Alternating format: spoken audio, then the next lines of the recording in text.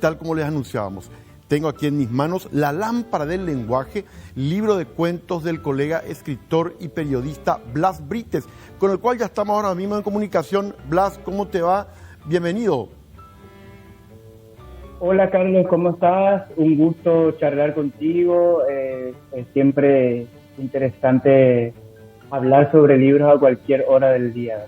Por supuesto que sí. Contanos, Blas, ¿por qué el nombre tan especial La lámpara del lenguaje? A ver, básicamente porque considero que este manojo de cuentos tiene como elemento central común a los 7 relatos que conforman el volumen, un tratamiento del lenguaje, en primer lugar, bastante particular, con una conciencia, digamos, como dice algunos personajes, y una conciencia del estilo, ¿verdad? Y por otro lado, todas las historias están traspasadas por una cuestión lingüística importante, tanto en la trama como en el sustrato un poco más ideológico, filosófico, existencial. Es decir, los personajes mismos consideran la comunicación o el lenguaje como algo decisivo en sus vidas en el transcurso de las historias que estos cuentos reúnen. Exactamente, esa era la siguiente pregunta, Blas. ¿Hay como algunos ejes que cruzan a todos los cuentos, ejes temáticos, por ejemplo? ¿Hay algo que les une a los 7 cuentos? Y digamos que esto que acabo de decir, esa voluntad un poco de poner como eje central no solamente de las historias, sino de la vida misma, la cuestión del lenguaje. Varias de estas historias tienen como elementos centrales manuscritos o argots o formas de comunicación un poco marginales o suburbiales, códigos secretos entre personajes, realidades que son enunciadas desde el punto de vista del lenguaje y se definen las historias desde el punto de vista del lenguaje probablemente, o por lo menos es lo que en este caso yo como autor traté de lograr juntando estas historias. Y ahí pasando ya las historias, sin ninguna duda, una de ellas que llama mucho la atención es el supuesto manuscrito de Yo el Supremo de Augusto Roa Bastos, que estaba en poder de alguien en la Chacarita. ¿Cómo surgió esto? Y en realidad es una historia relacionada con una curiosidad personal, que por ahí debería ser también una curiosidad de los escritores y las escritoras paraguayos, y de los investigadores también, ¿verdad? Porque la idea surgió a partir de una declaración hecha por Augusto Roa Bastos en un texto que él publicó en 1992, en donde él habla del hecho de que a fines de la década del 70, luego de haber terminado Yo el Supremo, y de que esa gran novela, esa polimórfica novela, esa metamorfoseante novela que es Yo el Supremo, haya perdido o haya quemado esos manuscritos, que es lo que afirmó Augusto Roa Bastos en este texto de 1992-93. Y entonces yo me pregunté si aquella afirmación de Roa Bastos tenía visos de verdad. Y digamos que en la ficción el tratamiento de la verdad siempre de alguna manera paradójica incluye la mentira, y entonces me animé a imaginar un supuesto itinerario de Yo el Supremo que viene desde Buenos Aires, porque Augusto Roa Bastos escribió esa novela estando en Buenos Aires. Y bueno, yo imagino un poco que no fue perdido ese manuscrito, no fue quemado, sino tuvo un azaroso destino en Asunción, Paraguay, y más específicamente en la Chacarita. Y bueno, los personajes de ese cuento, de ese relato, terminan tratando de encontrar ese manuscrito. Interesante, no, hasta ahí contamos. Decime, Blas, en cuanto a los personajes, no ya en la temática, en cuanto a los personajes, ¿hay algo de vos? ¿Cómo lo fuiste construyendo a estos personajes? Sí, yo creo que en algunos casos, bueno, la gente que me conoce va a identificar bastante, particularmente algunos rasgos, digamos, de particulares que tienen que ver con el autor, en este caso conmigo, ¿verdad? La mayor parte de estos cuentos, Carlos, te habrás dado cuenta que están marcados y narrados por personajes narradores que tienen que ver con la literatura o tienen que ver con el arte o con la comunicación o con el lenguaje en sí. Ese es, digamos, un hilo conductor que marca estos relatos. Y en ese sentido, personalmente también me hallo identificado, vinculado con muchos de estos narradores o con los protagonistas.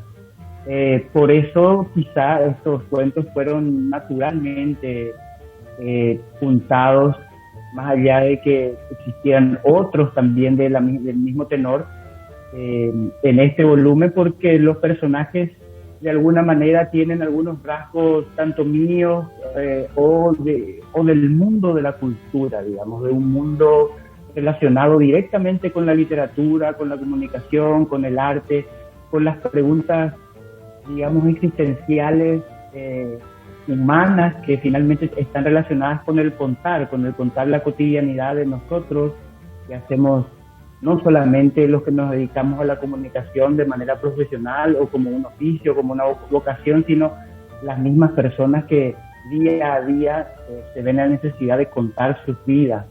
Y creo que los personajes de alguna manera tienen esa necesidad, como evidentemente también la tengo yo. Y ahí pasamos a otro cuento. Una noche, Avenida Mariscal López, un hombre que le descubre a su pareja XX, digamos, y sale él esa noche y se mete se llama La Noche Paralela, ya el título lo dice todo, y se mete allá un poco antes de la Segunda Guerra Mundial, donde hay unos nazis reunidos en plena Asunción. ¿Cómo hiciste esto? Bueno, la idea me surgió a partir de un dato bastante conocido por la historiografía paraguaya, que tiene que ver con este periodo en que la política exterior alemana durante los años 30 y durante la Segunda Guerra Mundial, en la primera parte de los años 40, tuvo mucha influencia en América y específicamente en el Cono Sur y en Paraguay. Sobre la Avenida Mariscal López, durante aquellos años, en un edificio que todavía se encuentra, creo que está ocupado hoy ese edificio por una universidad. Ese edificio que está sobre la Avenida Mariscal López funcionó en aquellos años como sitio de la legación alemana, de la embajada alemana en aquellos tiempos. Entonces, a mí se me ocurrió una historia fantástica con visos de cierta relación con lo fantástico, vale la redundancia, pero también con dudas existenciales del personaje que terminan siendo de alguna manera solucionadas, entre comillas, por esta noche lateral, esta noche paralela en la que se mete en algún momento el personaje y viaja un poco en el tiempo, ¿verdad? Ese viaje en el tiempo que se da sobre la Avenida Mariscal López trata de participar un poco de una larga tradición de la literatura fantástica, de pasos a otros niveles de la realidad o traspasos de una dimensión a otra que vienen ya desde antiguo en la literatura, sobre todo occidental, y que desde el siglo XIX, con Alicia en el País de las Maravillas, llega, podemos decir, a un punto culmine de influencia, y que de alguna manera también se refleja probablemente, o eso quiero yo creer, en esta tradición, en este cuento, ubicado en una función de nuestro tiempo, moderna, pero que en algún momento encuentra un paso hacia esa función que ya no conocemos y que floreció en los años 30. Y ese es el otro eje que yo noté. Te decía en una entrevista en Radio Caritas, Asunción está como presente en varios de los cuentos, está también en otras ciudades, pero Asunción está permanente con datos muy concretos sobre Asunción, muy específicos. Un crítico habló en el Correo Semanal de Literatura eminentemente urbana al observar y leer La lámpara del lenguaje. Básicamente, ¿por qué hiciste esa opción? ¿Es lo que más te sentís cerca? ¿Cómo fue que Asunción pasara a convertirse en un centro de los cuentos? Bueno, hay que decir en ese sentido, o sea, tengo que decir en ese sentido que este conjunto de cuentos, de relatos, fue espigado entre cuentos, entre otros cuentos, en una cantidad más grande de relatos, ¿verdad? Y la mayor parte de esos cuentos pertenecen a un periodo de escritura que va desde el año 2000, 2002 hasta el año 2015, 2014, 2015.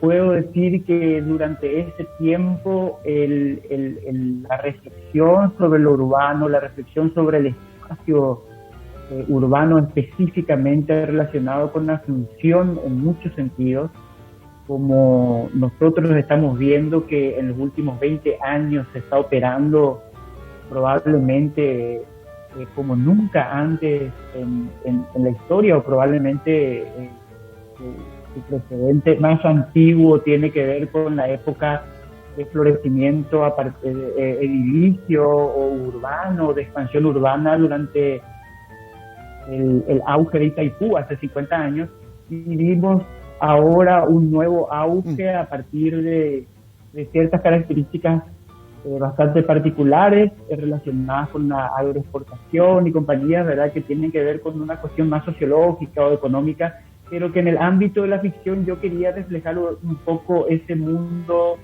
que está de alguna manera floreciente, pero también por debajo en decadencia, y que refleja muchos conflictos, muchas veces invisibilizados en el ámbito más público, pero que los personajes tratan de visibilizar de una manera bastante particular, y que por eso probablemente también Asunción está relacionada con esos vasos comunicantes en estas historias que son las otras ciudades o los suburbios de esa Asunción, en donde las historias pequeñas terminan relacionándose con las historias grandes o con las historias más públicas, ¿verdad?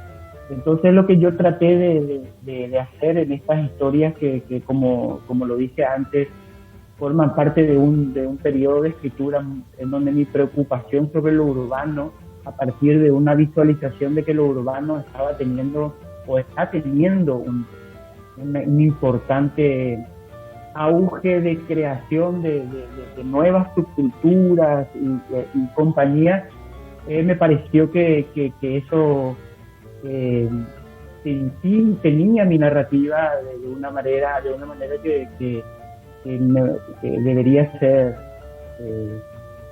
hecha pública, ¿verdad? Y por eso termino publicando esta colección a la que llamé La lámpara del lenguaje, y que al principio iba a tener otro título y que tenía que ver más bien con la noche o con la ciudad misma, ¿verdad?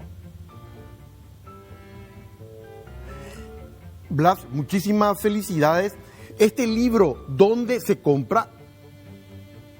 Ahora mismo está en librerías, en todas las librerías más importantes del país, de la ciudad de Asunción sobre todo.